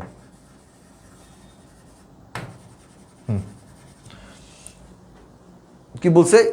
জীবন বীমা প্রিমিয়াম কত হাজার টাকা বলুন তো? 5,000 টাকা। কত হাজার টাকা? 5,000 টাকা। দেখো তাহলে এখন আমরা কি করবো দেখেন তো, জীবন বীমা প্রিমিয়াম প্রদান 5,000 টাকা কীভাবে সলভ করবো বলুন, শর্ট আউট করবো বলুন তো? স্যার দেখেন, জীবন বীমা, এখানে উত্তোলন কেন হচ্ছে? অনেকে বিমা প্রিমিয়াম হওয়ার চিন্তা করতেছেন, এখানে বিমা প্রিমিয়াম হবে না স্যার, এখানে উত্তোলন হিসাব হবে ডেবিট। কারণ কেন? জীবন এটা একটা ব্যক্তিগত জিনিস, ব্যক্তিগত কোনো একটা খরচ কোন জায়গা থেকে দিচ্ছি আমি? ব্যক্তি খরচটা আমি ব্যবসা থেকে দিচ্ছি, এটা উত্তোলন হিসাবে কাউন্ট করা হবে। ক্লিয়ার? আচ্ছা গেল স্যার। এবার আমরা এটা বুঝছি, এটা পড়ালেখা লিমিটেড এর শেয়ার ক্রয় 50,000 টাকা।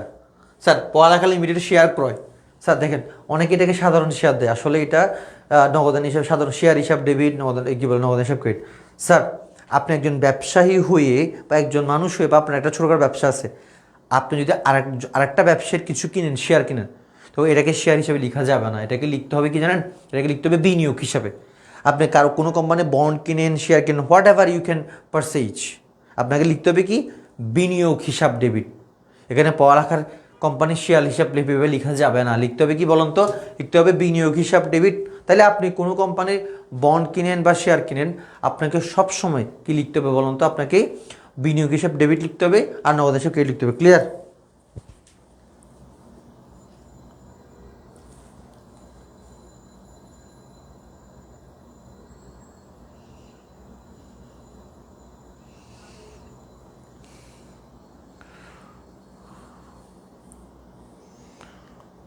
ওকে, এরপরে আমরা যাই। আর ইম্পর্টেন্ট জিনিস থাকলে সবগুলো সহজ আছে, আপনারা পারবেন।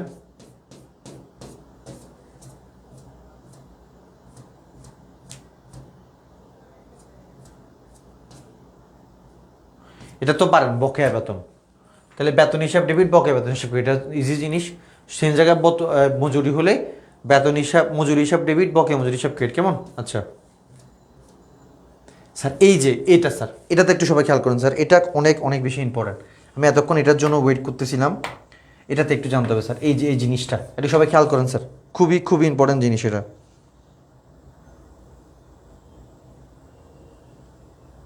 স্যার দেখেন, 15% ভ্যাট সহ পণ্য করে 23,000 টাকা, এটা যাবাদা কী হবে স্যার? এটা কিন্তু একটা বোর্ড কোয়েশ্চেন। হ্যাঁ, তাহলে এটা কীভাবে দিব স্যার? দেখেন তো, ভ্যাট সহ পণ্য করে, ভ্যাট সহ পণ্য বিক্রি, একটু সবাই একটু খেয়াল করেন স্যার, আজকের পর থেকে যেন এই জিনিসটা কখনো ভুল না হয়। এটা হচ্ছে আমাদের অন্য জায়গায় কাজে লাগবে। স্যার দেখেন, আমাদের যে ভ্যাটটা,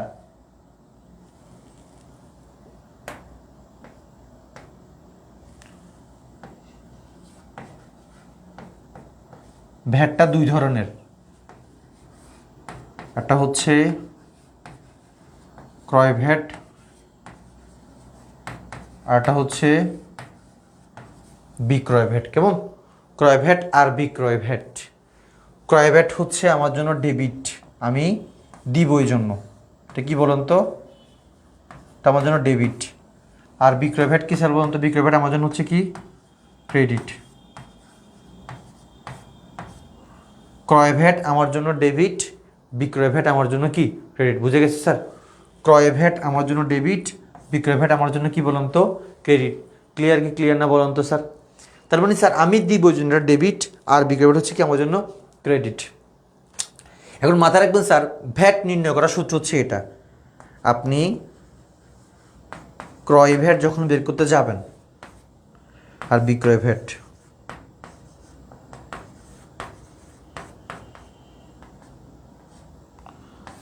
দেখেন 15% বলছে না, আপনাকে 15% না বললেও আপনার নিচ থেকে ধরে নিতে হবে এটা 15%।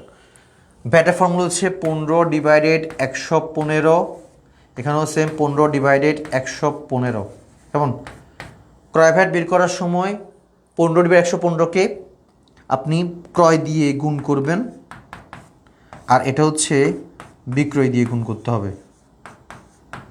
ব্যাস, ক্লিয়ার? পারা যাবে স্যার। স্যার ক্রয় ভ্যাট বের করবো কীভাবে?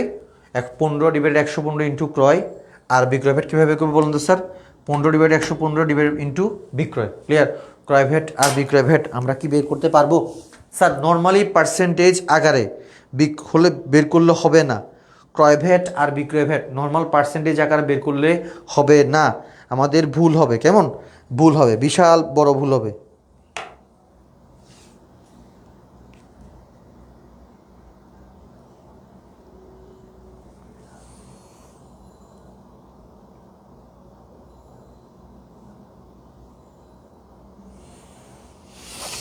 ওকে, তাহলে আমরা এটা ক্লিয়ার।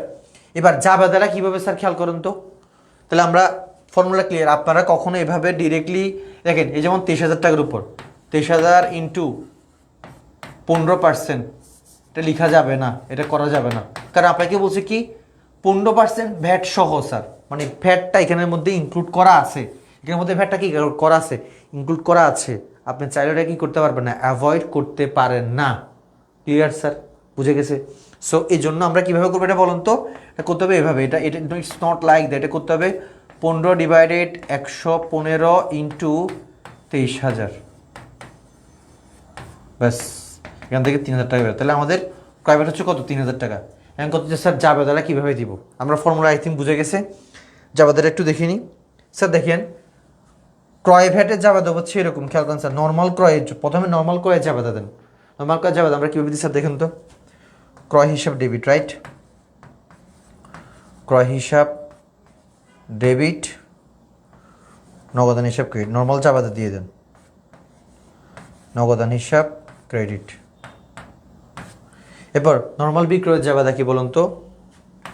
নগদান হিসাব ডেবিট,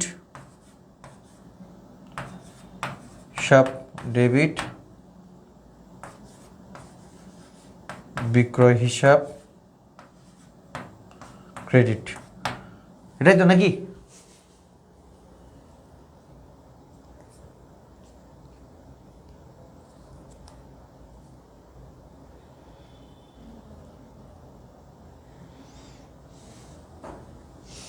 তাহলে স্যার দেখেন তো আমরা কি করি এখানের মধ্যে হচ্ছে, এখানে একটা যে কাজ করছি সেটা হচ্ছে আমরা যখন ক্রয় ভ্যাট আর বিক্রয় ভ্যাট আসবে, জাস্ট এ জাবেদার সাথে আমরা একটা জিনিস অ্যাড করব। ক্রয় হিসেবে এখানে ডেবিট না, আমরা সেখানে অ্যাড করব কি একটা ক্রয় ভ্যাট লিখব। ডেবিট যেহেতু এই জন্য কি লিখব? ক্রয় ভ্যাট হিসাব ডেবিট, আর বিক্রয় ভ্যাট ক্রেডিট না, এই জন্য এখানে জাস্ট এখানে একটা যেটা হবে বিক্রয় ভ্যাট।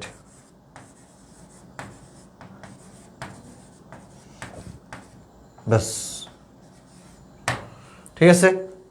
জাবেদা কীভাবে খেয়াল করুন স্যার? আমরা ভ্যাট বের করে নিয়েছি, যেখানে ভ্যাট বের করে নিয়েছি 23,000 টাকা, তাই না? 23,000 টাকা না স্যার? দেখেন তাইলে আমি ডিরেক্টলি কত টাকা পণ্য প্রদান করে ফেলছি? 23,000 টাকা বরাবর প্রদান করে ফেলছি না? 23,000 টাকা বড়। তাহলে স্যার কীভাবে দেখেন তো? আমি এখানে নগদে 23,000 টাকা লিখে দিব। নগদে 23,000 টাকা প্রদান করে দিব। ঠিক আছে? তো এখানে আমার আর ক্রয় থাকে কত টাকা বলুন তো স্যার? আর ক্রয় থাকে হচ্ছে আমার, তাইলে এখানের মধ্যে ভ্যাট কত টাকা বলুন তো? ভ্যাট হচ্ছে 3,000 টাকা। এই যে 3,000 টাকা হচ্ছে আমার ভ্যাট। তাহলে আমার ক্রয় ভ্যাট হচ্ছে 3,000 টাকা ডেবিটে। তাহলে 23,000 টাকা পণ্যের মধ্যে 3,000 টাকা হচ্ছে আমার ভ্যাট। 23,000 টাকা পণ্যের মধ্যে 3,000 টাকা হচ্ছে আমার ভ্যাট। তাহলে আমি পণ্য কিনছি কত হাজার টাকা বলুন তো? 20,000 টাকা। ব্যাস, ক্লিয়ার? পারবো না কি স্যার বলুন তো? একটু পারা যাবে?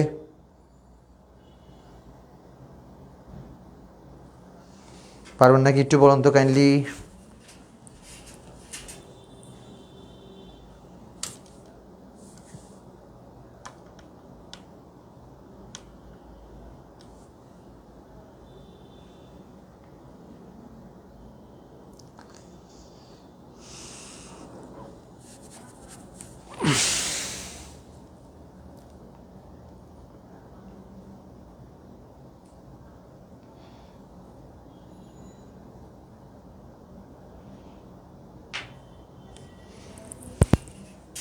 ওকে, তাহলে স্যার আমরা এটা আলহামদুলিল্লাহ গেল, আমরা এটা মুছে দিচ্ছি।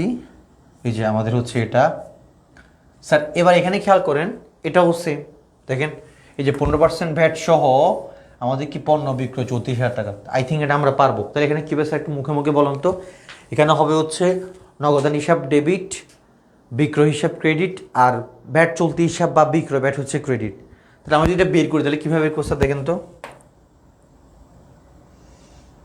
তো হচ্ছে আমাদের বের করতে হবে এই যে 15 ডিভাইডেড 115 ইন্টু কত বলুন তো 34,500। তাহলে এখান থেকে কত বেরোবে স্যার বলুন তো, এখান থেকে 4,500। স্যার আমার ভ্যাট কত টাকা বলুন তো। আমার ভ্যাট হচ্ছে 4,500 টাকা হচ্ছে আমার কি ভ্যাট। তাহলে আমার 34,500-র মধ্যে 4,500 হচ্ছে কি বলুন তো আমার ভ্যাট। তাহলে আর বাকি থাকে কত বলুন তো 30,000 টাকা। এটা হচ্ছে আমার জন্য, এটা হচ্ছে আমার কি পণ্য বিক্রয়। Clear sir? পারা যাবে বলুন তো, পারা যাবে কিনা? Very good.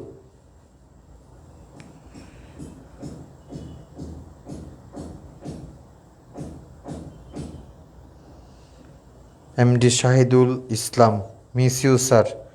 HSC 25, miss you too sir. আপনাদেরকে আমিও অনেক মিস করি। এভাবে আসলে সময়টা চলে যায়, হ্যাঁ প্রত্যেক বছর। যাই হোক এবছর তো আমি এবছর 26-এ স্টুডেন্ট যারা ছিলেন তাদের সাথে হয়তো আমি অফলাইনে অনেক কানেক্টেড ছিলাম। অনলাইনে আপনাদের জন্য হয়তো আমি কিছুই করতে পারি। যারা এইচএসসি 26 আছেন, আমি 25-এ অনেক বেশি হচ্ছে এইচএসসি 24, তারপর 25, এদের সাথে আমার অনলাইনে অনেক বেশি সম্পৃক্ততা ছিল।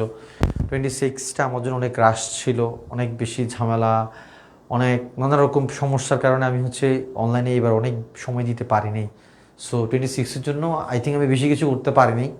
এই জন্য 6-এর কাছে আমি হচ্ছে আন্তরিকভাবে দুঃখিত। বাট 5-4 এদের জন্য আমি প্রচুর কষ্ট করছি এবং প্রচুর পরিশ্রম করছি। যাক সমস্যা নেই, 25 আমাকে মনে রাখছে। এখন ধন্যবাদ শাহিদকে মনে রাখছেন এর জন্য। ওকে, তাহলে স্যার আমরা এখন আশা করি বুঝা গেছে না। তাহলে আমাদের বিক্রয় হচ্ছে 30,000 টাকা, তারপর হচ্ছে আমার কি আমার হচ্ছে ভ্যাট হচ্ছে কত 4,500 টাকা। দেখেন স্যার আমরা এখন ইজিলি বলতে পারবো এটা। দেখেন একটু আগে আমি যেটা পড়াইছিলাম, দেখেন যাচ্ছি, দেখছেন ভ্যাট চলতি হিসাব 4,500, বিক্রয় 30, আর পুরো টাকাটা হচ্ছে নগদান হিসাব। সো আপনাদেরকে আমি যা দেয় এই জিনিসটা দেখানোর দরকার ছিল, এবং এই জিনিসটা আমি আলহামদুলিল্লাহ দেখে ফেলছি। ঠিক আছে, আচ্ছা এবার আমরা একটু দেখি, সেটা হচ্ছে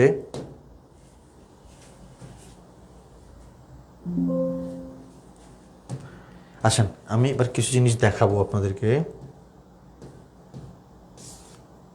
দেখি কয়েকটা জিনিস আপনাদেরকে একটু পড়াই, আসলে কিভাবে পড়াইতে হবে। আমি হচ্ছে আপনারা যদি চান আমি আপনাদেরকে হচ্ছে কিছু টপ চ্যাপ্টারের, আপনারা চাইলেই কিছু টপ চ্যাপ্টারের সিলেক্টেড কিছু এমসিকিউ হচ্ছে আমি আপনাদেরকে পিডিএফ ফাইল দিয়ে দিব ইনশাল্লাহ। এগুলো থেকে পরীক্ষায় আসবে। ওখানে মোটামুটি কয়টা চ্যাপ্টার, 7টা চ্যাপ্টারের মতো আছে। প্রত্যেকটা চ্যাপ্টারে মনে করেন ম্যাক্স 30টা এমসিকিউ, 20-30টার বেশি এমসিকিউ নাই, এছাড়া নাই। ঠিক আছে, তো আসেন আমি কিছু এমসিকিউ আপনাদেরকে পড়াই যেগুলো অনেক বেশি ইম্পর্টেন্ট। সবাই একটু খেয়াল করুন তো।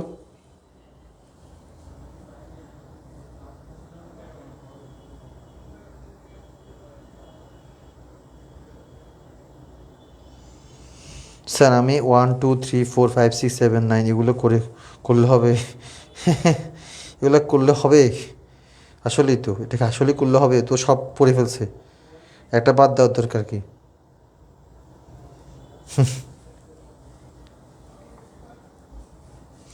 আচ্ছা স্যার একটু খেয়াল করুন, আমরা একটা এমসিকিউটা একটু দেখি স্যার। দেখেন ব্যবসায়ের অনগত লেনদেন কোনটি, দেখি আমাকে একটা অ্যান্সার দিতে। অনগত লেনদেন, ব্যবসায় অনগত, দেখি সবাই যারা যারা ক্লাসে যায় একটু কাইন্ডলি দ্রুত হচ্ছে আমাকে একটু অ্যান্সার করেন। স্যার কেমন আছেন? আলহামদুলিল্লাহ ভালো আছি। কি অবস্থা অমিত সাহেব? আপনাদের এক্সাম কেমন হচ্ছে? আচ্ছা আপনাদের তো এক্সামই দিতে যাচ্ছে না, কেমন হবে কেমনেই বা বলবেন। যাই হোক, হোয়াট এভার। দেখি সবাই একটু রেডি হন, হ্যাঁ সবাই যারা যারা আছেন একটু ফ্রেন্ডদেরকে হচ্ছে মেনশন দেন। ইনশাল্লাহ হচ্ছে আমাদের এখানে আমরা এখন এমসিকিউ পড়বো, জম্পেশ এমসিকিউতে একদম হচ্ছে সে করে আমাদের হচ্ছে কী করতে পারতে হবে। আমি আবার হচ্ছে এমসিকিউ পড়াতে আলহামদুলিল্লাহ সবগুলো পড়াতে উস্তাদ, বাট এমসিকিউ একটু বেশি ফেভারিট জিনিস, সেই করে মানে বোঝাতে ভালো লাগে।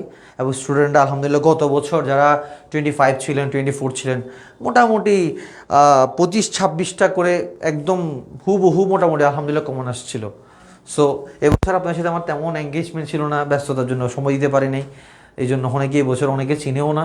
যাই হোক, সো হচ্ছে তাও পরীক্ষার আগে যতটুকু সম্ভব একটু একটু আপনাকে হেল্প করার ট্রাই করতেছি। গুড। মহিব বলছে কমিশন। আচ্ছা স্যার, আরিফ বলছে হচ্ছে কি গ। আচ্ছা আরিফেরটা আমরা একটু দেখি স্যার। ব্যবসা অনগত লেনদেন, আজকের পর থেকে যেন কখনো ভুল না হয়। আমি এমসিকিউ পড়ানোর সময় যারা আমার স্টুডেন্ট আছে তো সবাই জানে কীভাবে পড়াই। একদম একটা পড়বো বাট ওটা 10-15টা সমান হবে। স্যার দেখেন অনগত মানে কি? অনগত মানে হচ্ছে যেখানে ব্যবসার 3 ধরনের লেনদেন হয়: নগদ লেনদেন, ধারা লেনদেন, অনগদ লেনদেন। নগদ মানে হচ্ছে বর্তমানে নগদে বা ব্যাংকে টাকা লেনদেন হয়ে যাচ্ছে। ধারা মানে হচ্ছে বর্তমানে হচ্ছে না, ইন ফিউচার ভবিষ্যতে হবে। আর অনগদ মানে হচ্ছে যেটা বর্তমানে হচ্ছে না, ভবিষ্যতেও কখনো হবে না, এটাকে বলে অনগদ লেনদেন। অনগদ লেনদেন কাকে বলে? যে লেনদেন বর্তমানেও হয় না, ভবিষ্যতে হয় না, তাকে কি বলা হয়? অনগদ লেনদেন। আর এখানে অনগদ লেনদেন করলে একটু খেয়াল করেন স্যার, এই যে কয়েকটা এক্সাম্পল সবাই আসছে যেন ভুল না হয়। এটা হচ্ছে এখানে অবচয়, অবচয়, অবলোপন, এগুলো মনে রাখবেন কেমন। এরপর হচ্ছে কি কুরিন, অথবা না দেয় পাওনা। তারপর হচ্ছে কি দেখেন তো, একটু খেয়াল করেন এরপর আর কি কি আছে। এরপর হচ্ছে আমাদের হচ্ছে আর আছে হচ্ছে বাট্টা। এই যে এই জিনিসগুলা, সেটা ক্রয় বাট্টা হোক বিক্রয় বাট্টা হোক, হ্যাঁ বাট্টা। তাহলে এখানে অ্যান্সার কোনটা বলুন তো স্যার? এখানে মজুরি নগদ, তাহলে এটা হবে না। বেতন নগদ লেনদেন, এটাও হবে না। কমিশন এটাও হবে, এটাও হবে না। তাহলে অ্যান্সার কোনটা? এটাই হচ্ছে অনগদ লেনদেন। সবাই ক্লিয়ার কিনা একটু বলুন তো। Clear sir? ক্লিয়ার? নুরবিল্লা চাঁদ, দুঃখজনক স্যার, কমিশন কেমনে হবে আমি বুঝলাম না। কোন আক্কেলে বলেন কমিশন হবে? বুঝলাম না স্যার। কমিশন অনগদ মানে বুঝলেন, এই যে অনগদ মানে যেটা বর্তমানে হয় না, ভবিষ্যতে হয় না। কমিশন, বেতন, মজুরিগুলো সবসময় অ্যাটলিস্ট বর্তমানে না হলে ভবিষ্যতে হচ্ছে এটা কী হবে? ভবিষ্যতে এটা নগদে হবে, ধারে হইতে পারে বা বকে থাকতে পারে। কিন্তু অবচয় কখনোই নগদেও হয় না, বর্তমানে হবে না, ভবিষ্যতে হবে না, এটা সবসময় অনগদ লেনদেন। আপনারা অনগদ লেনদেনের কনসেপ্টটাই বুঝেন না। অনগদ লেনদেন মানে যেটা এই যে অবচয়, অবলোপন, কুইন্ট বাট্টা, যেগুলো কখনোই নগদে দেওয়া নেওয়া হয় না, সেগুলো হচ্ছে অনগদ লেনদেন।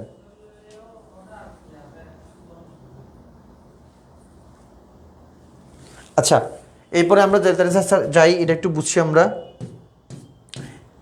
স্যার। এরপর দেখেন এটা একটু বলে দিই, আর একটু ইম্পর্টেন্ট জিনিস, পুঞ্জীভূত অবচয়। পুঞ্জীভূত অবচয়ের আরও কয়েকটা নাম একটু খেয়াল করেন। পুঞ্জীভূত অবচয় আরও কয়েকটা নাম খেয়াল করেন। বলতে এটা কী হবে অ্যান্সার? এটা অনেকে মুখস্থ বলে ফেলে, ঠিক আছে, মুখস্থ আলহামদুলিল্লাহ ভালো, জানা আছে অনেকের। ক্রমযোজিত অবচয়, কি বলুন তো? ক্রমযোজিত অবচয় অথবা অবচয় সঞ্চিতি। অবচয় সঞ্চিতি, ওকে, এগুলো হচ্ছে এটার নাম। কোন ধরনের হিসাব স্যার? দেখেন হিসাব হচ্ছে কয় ধরনের বলুন তো? হিসাব হচ্ছে 5 ধরনের। কয় ধরনের বলুন তো? 5 ধরনের। সম্পদ, ব্যয়, আয়, দায়, মালিকানা সত্ত্ব। এটা হচ্ছে আমাদের নর্মাল হিসাব। কয় প্রকার? হিসাব হচ্ছে 5 প্রকার। কয় প্রকার বলুন তো? হিসাব হচ্ছে 5 প্রকার: সম্পদ, আয়, ব্যয়, দায়, মালিকানা সত্ত্ব। প্রত্যেকটা হিসাবকে হ্রাস করে এমন কিছু লেনদেন আছে। যেমন স্যার দেখেন একটু খেয়াল করেন, এই যে ক্রয়, এটা হচ্ছে আমার, একটু ভালো করে বুঝেন, এটা হচ্ছে আমার জন্য একটা ব্যয় শ্রেণীর হিসাব। কী শ্রেণীর হিসাব বলুন তো? ব্যয়। কিন্তু আমি যদি ক্রয় মানে আমার ব্যয় বৃদ্ধি হয়, ভালো করে বুঝেন, ক্রয় করলে আমার ব্যয় ব্যয় কী ব্যয় বলুন তো স্যার? বৃদ্ধি পায়। কিন্তু আমি ক্রয় করে যদি ফেরত দিই, এটাকে আমরা বলি হচ্ছে ক্রয় ফেরত। এটা কী বলি বলুন তো? ক্রয় ফেরত। তখন ক্রয় করলে ব্যয় বাড়ে, আর আমি যদি ক্রয়টা ফেরত দিই তখন আমার ব্যয় কী হয়ে যাবে স্যার বলুন তো? ব্যয় তখন কমে যাবে না? বুঝছেন কিনা বুঝলেন? তাইলে এই ক্রয় আমার ব্যয়কে বাড়ায়, আর এই ক্রয় ফেরত, এই হিসাবটা আমার ব্যয়কে কী হচ্ছে? কমাচ্ছে। বুঝে গেছে স্যার? তাইলে যে হিসাবটা ব্যয়কে বাড়ায় সেটাকে আমরা ব্যয় হিসাব বলি, আর যে হিসাবটা ব্যয়কে কমায় সেটাকে আমরা কী হিসাব বলবো? সেটাকে আমরা বলবো হচ্ছে বিপরীত ব্যয়, বা হচ্ছে কন্ট্রা ব্যয়, কন্ট্রা বা হচ্ছে প্রতি ব্যয়। Clear sir? তাহলে আমরা আজ থেকে কি ক্লিয়ার? একটি হিসাব যখন আর একটা হিসাবকে কমাবে তখন তাকে হচ্ছে কি প্রতি বলে, কন্টা বিপরীত বা প্রতি বলে। কেমন পারা যাবে?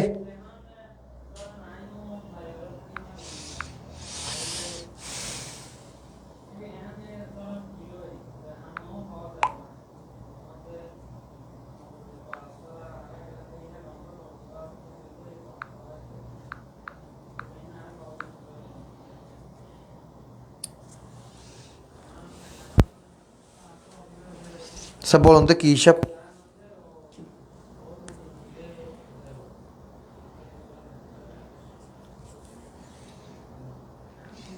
টু সি, সি কন্টা খরচ হিসাব। এই রে বোকা ছেলের অ্যান্সার দিয়ে দিচ্ছে। একটু ধৈর্য ধরেন, একটু ধৈর্য ধরতে হবে। তো দেখেন, তাহলে ক্রয় হিসাব আমার ব্যয়কে হ্রাস করে, আর হচ্ছে কি ক্রয় ফেরত আমার ব্যয়কে, তো ক্রয় ব্যয়কে বৃদ্ধি করে, ক্রয় ফেরত ব্যয়কে হ্রাস করে। তাইলে এই ক্রয় ফেরতটা হচ্ছে আমার বিপরীত সম্পদ, বিপরীত ব্যয়, কন্ট্রা ব্যয়, প্রতি ব্যয়। তাইলে আমরা এটা ক্লিয়ার, যে হিসাব অন্য হিসাবকে হ্রাস করে তাকে কি বলা হয়? কন্ট্রা খরচ হিসাব বা বিপরীত ব্যয়। এখন স্যার দেখেন, আমাদের এই কনসেপ্ট আমি বুঝালাম, তার মানে প্রত্যেকটার দেখেন বিপরীত সম্পদ আছে, হ্যাঁ, তারপর বিপরীত ব্যয় আছে, বিপরীত আয় আছে, বা কন্ট্রা সম্পদ আছে। কথা ক্লিয়ার? বা বিপরীত সম্পদ আছে। তাই দেখেন স্যার, পুঞ্জীভূত অপচয় কার হয়? সম্পদের হয়। তাইলে সম্পদকে হ্রাস করে হচ্ছে কে বলুন তো? পুঞ্জীভূত অপচয়। ভাই ক্লিয়ারলি বোঝা ট্রাই করুন তো, পুঞ্জীভূত অপচয়। ক্লিয়ার? তাহলে স্যার সম্পদকে হ্রাস করে কে? পুঞ্জীভূত অপচয়। তাহলে এই যে পুঞ্জীভূত অপচয়, এটা হচ্ছে কন্ট্রা সম্পদ, কন্ট্রা সম্পদ বা হচ্ছে বিপরীত সম্পদ। ক্লিয়ার কিনা একটু বলেন তো স্যার? বিপরীত সম্পদ বা প্রতি সম্পদ। তাইলে আমাদের যে পুঞ্জীভূত অপচয়, এটা হচ্ছে একটা বিপরীত সম্পদ, কন্ট্রা সম্পদ, প্রতি সম্পদ। ক্লিয়ার কিনা? অ্যান্সার কোনটা হবে বলুন তো? অ্যান্সার হবে যে এইটা। ক্লিয়ার?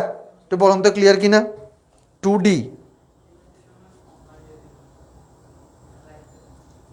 সবাইকে ক্লিয়ার কিনা একটু বলুন তো কাইন্ডলি, ক্লিয়ার কিনা?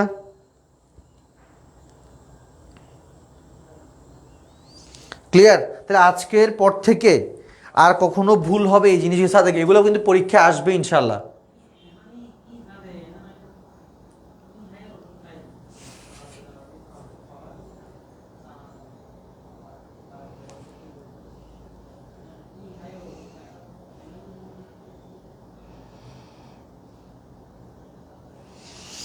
ওকে, তাহলে স্যার আমরা হচ্ছে এগুলো, এই বিষয়গুলো দেখেন, আমার যে হচ্ছে পিডিএফ ফাইলটা আছে, ওই পিডিএফ ফাইলে হচ্ছে এই ধরনের এমসিকিউ যেগুলো অনেক বেশি ইম্পর্টেন্ট, 24টা 25টা করে হচ্ছে যে মোটামুটি প্রত্যেকটা চ্যাপ্টারে 25-30টা করে আছে।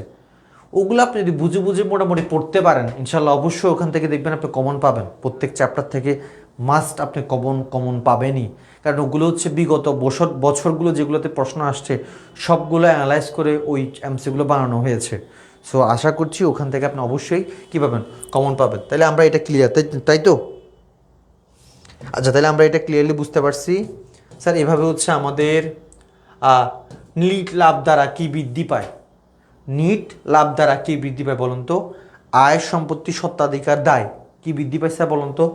নিট লাভ দ্বারা কি বৃদ্ধি পায়? নিট লাভ দ্বারা হচ্ছে আমার স্বত্বাধিকার বৃদ্ধি পায়, মানে মালিকের দাবি বৃদ্ধি পায়। ক্লিয়ার? সবাই বুঝে গেছে? এই যে অ্যান্সার হবে কি? স্বত্বাধিকার। ক্লিয়ার? আচ্ছা আসেন আমরা এখন কিছু একটু, সেটা হচ্ছে হিসাব সমীকরণ সম্পর্ক এটা আমরা সবাই জানি, এটা ইজি জিনিস, এটা নিয়ে এত আহামরি বলার কিছু নাই, এগুলো ইজি, মোটামুটি পারবেন। এই দেখেন, অগ্রিম বিমা সালামি প্রদানের মাধ্যমে নিচের কোনটি প্রভাবিত হয়? কোনটি প্রভাবিত হয়? মালিকানা সত্ত্ব হ্রাস পায়, সম্পত্তি বৃদ্ধি পায়, কি হয় স্যার বলুন তো, কি বৃদ্ধি পায়? পিডিএফ কই পাবো?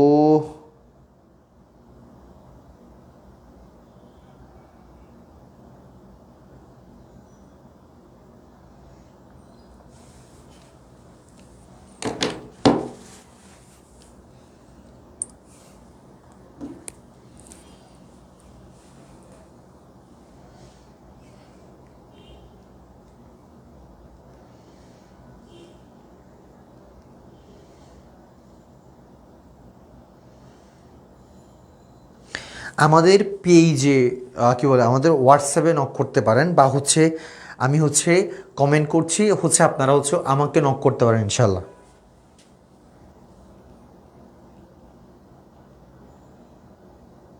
দেখেন আমি কমেন্ট করতেছি।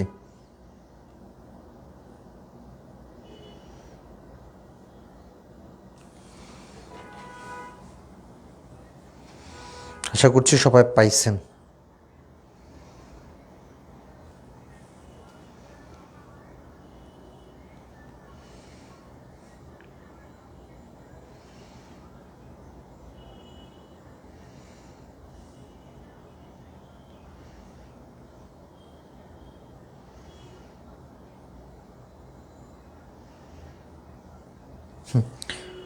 আমি হচ্ছে এই যে কমেন্ট করলাম, দেখেন আমি একটা ডু দ্য ক্লাস অ্যাটেন্টিভলি নামে একটা কমেন্ট করলাম। সো এখানে হচ্ছে আপনি নক করলে পেয়ে যাবেন ইনশাআল্লাহ, আশা করছি।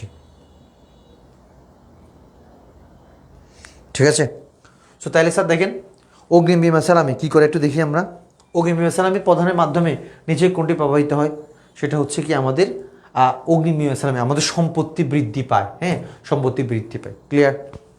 স্যার দেখেন এখন আপনাদেরকে হচ্ছে আমি কয়েকটা জিনিস দেখাই, কারণ এগুলো পড়াতে গেলে অনেকগুলো পড়া, এগুলো কখনোই কী হবে না, শেষ হবে না। কেমন? আমরা একটু দেখি।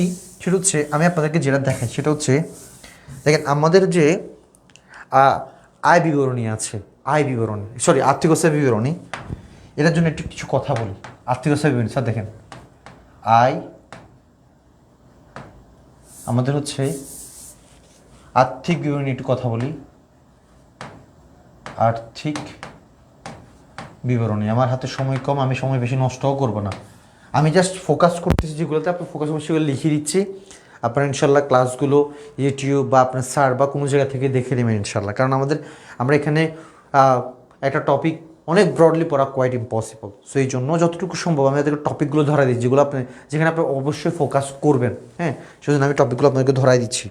একটু দেখেন, আমি এখানে যে সমন্বয়গুলোতে আপনাদের ফোকাস করতে হবে সেগুলো আমি দেখাই দিচ্ছি, যে সমন্বয়গুলোতে ফোকাস করা উচিত সেগুলো আমি আপনাদেরকে দেখিয়ে দিচ্ছি।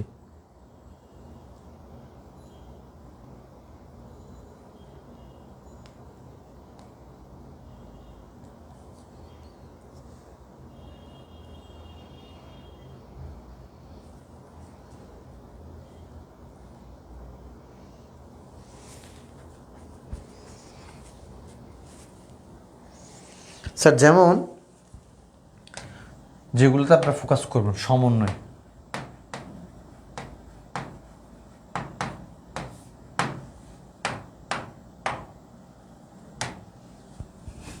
স্যার বেশি সময় নিব না, আমি এখনই ক্লাস শেষ করবো, আজান দিবে, নামাজ পড়তে হবে। ঠিক আছে, সমন্বয়গুলো আমি একটু দেখিয়ে দিচ্ছি, যেগুলো বললাম তো সবগুলো চ্যাপ্টার মোটামুটি রিভিউ দিলাম, বা হচ্ছে কোন চ্যাপ্টার থেকে কী কী আসবে বললাম।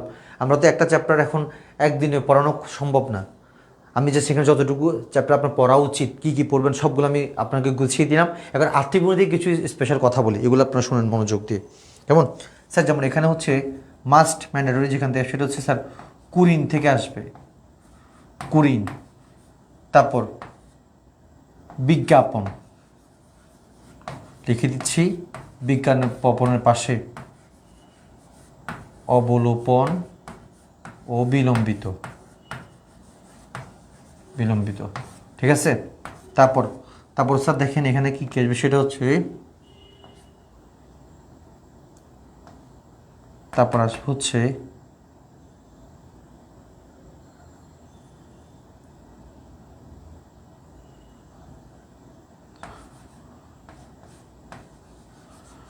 চালানি কারবারে প্রেরিত পণ্য, কারবারে কারবারে, এটা অনেকেই হয়তো বা একটু দেখি বই খুঁজ দেখলে পারবেন। কারবারে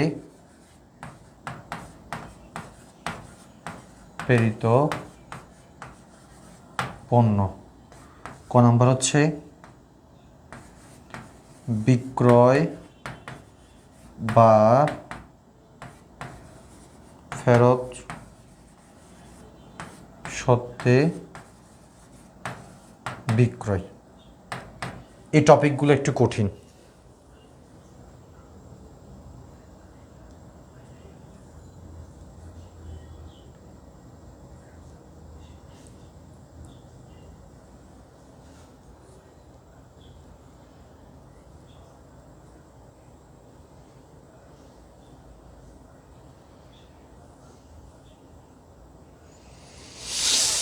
স্যার দেখেন কি রে, ক্লাস হচ্ছে না?